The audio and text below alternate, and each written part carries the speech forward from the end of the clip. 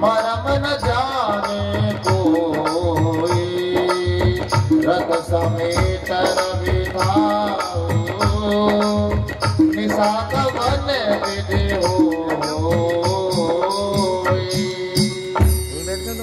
महीने भर दिन हो गया, इस रहस्य को कोई नहीं जानता। सूर्य अपने रथ सहित वहीं रुक गए। फिर रात किस तरह होती है, क्योंकि सूर्य देव उनका दर्शन करके आनंदित थे और आगे नहीं बढ़ रहे थे। तब चंद्रमा प्रभु से दुखी होकर बोले, प्रभु आपने सूर्य के वंश में और मध्याह्न में जन्म लिया है, यानी आधा दिन।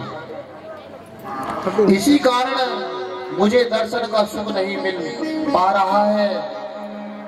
प्रभु ने कहा, अगली बार हम तुम्हारे वंश में जन्म लेंगे,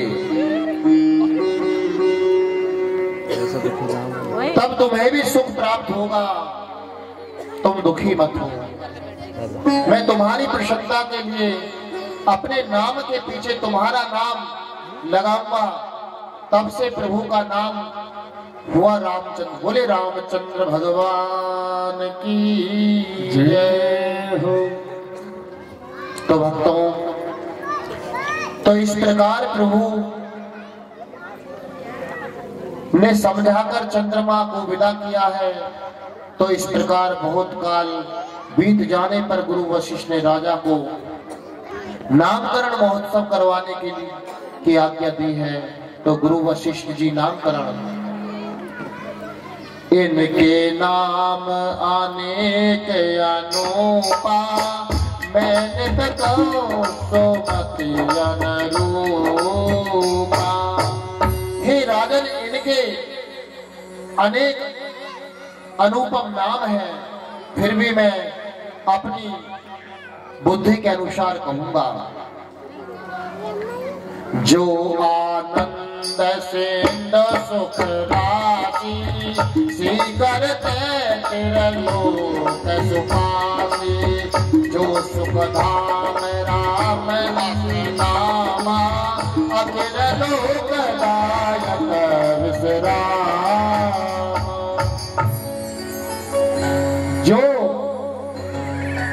ये जो आनंद के समुद्र और सुख की राशि है, जिस आनंद सिंधु के एक कण से तीनों लोग सुखी होते हैं, उन आपके सबसे बड़े पुत्र का नाम हम राम रखते हैं। जो सुख का भव और संपूर्ण लोगों का शक्ति देने वाला है। विश्व भरण पोषण कर जोही, ताकर नाम भरत असी होई। जाके सुमरन के गुनासा, नाम शत्रुघ्न वेद प्रकाश। जो संसार का भरण पोषण करते हैं, उन आपके दूसरे पुत्र का नाम हम भरत होगा। और जिनके स्मरण मात्र से शत्रु का नाश होता है, उनका नाम हम शत्रुघ्न रखते हैं। जो वेद में प्रसिद्ध होते, लक्ष्मण धाम राम प्रिय, सकल जगत आधार। गुरु वशिष्ठ ही राखा, लक्ष्मण नाम राम। जो शुभ लक्ष्मणों के धाम श्री राम के प्यारे और सारे जगत के आधार हैं, गुरु वशिष्ठ जी ने उनका लक्ष्मण ऐसा श्रेष्ठ नाम रखा है। तो महाराज, जब गुरुकुल में जब गुरुजी के पास शिक्षा लेने जाते हैं, तो पहले यज्ञोपवीत संस्कार होता है। यज्ञोपवीत संस्कार ब्राह्मण का 8 वर्ष की आयु में, क्षत्रिय का 12 वर्ष की आयु में, वैश्य का 14 वर्ष की आयु में, सामवेद सूत्र में लिखा है, यज्ञोपवीत के 9 धागों में 9 देवता का वास है। ओमकार, अग्नि, अनंत, चंद्र, पितृ, प्रजापति, वायु, सूर्य सभी देवताओं का समूह निवास करता है। ब्रह्मा जी ने 3 वेदों से 3 धागों का सूत्र का निर्माण किया है। विष्णु जी ने ज्ञान कांड, कर्म कांड, उपासना कांड, ये कांड से इन्हें तिगुना कर दिया और शिव जी ने गायत्री मंत्र से अभिमंत्रित करके उसमें ब्रह्म गांठ लगा दी। इस प्रकार यज्ञोपवीत में 9 तार हुए। गायत्री मंत्र में 24 अक्षर होते हैं। वेदों की संख्या भी 4 है। 24 में गुणा करने से 2400 का 96 आता है, जो कि 3 गुण है, 3 काल है, 7 वार है, 15 तिथि है और 12 मास, 4 वेद, 25 तत्व, 27 नक्षत्र, सबका योग 96 आता है। जो 96 उंगल का यज्ञोपवीत की लंबाई होती है भक्तों, इसमें 5 गांठ होती है जो ब्रह्म गांठ है। काम, क्रोध, मद, लोभ, मत्सर, ये 5 ब्रह्म गांठ है। वायु, चंद्रमा, इंद्र, अग्नि, वरुण, ब्राह्मण के कान में वास करते हैं। प्रातः काल उठ के रघुनाथा, मातु पिता गुरु नवाई माथा। श्री रघुनाथ जी प्रातः काल उठकर माता पिता और गुरु जी को मस्तक नवाते हैं, उनको प्रणाम करते हैं। गुरु गृह गए पढ़न रघुराई, अस्पताल बेटा सब आई।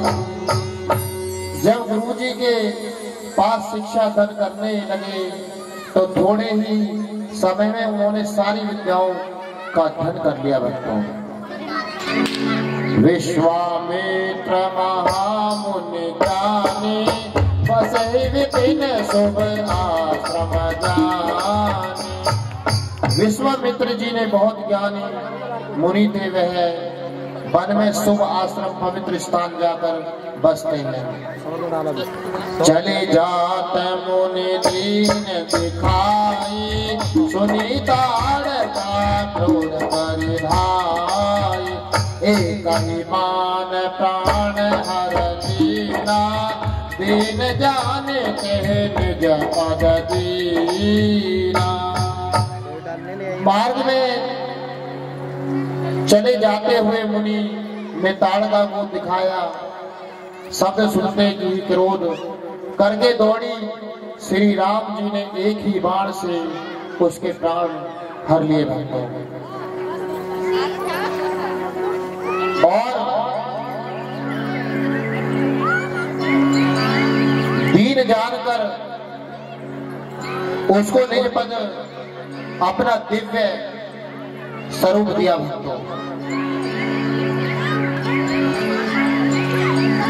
सुनी मारिज निशाचर क्रोधी, ले सह धावन मोहि द्रोही। बिनु फरमान राम ने मारा, सत जो जन सागर पारा। यह समाचार सुनकर मुनियों का शत्रु राक्षस मारीच अपने सहायकों को लेकर दौड़ा।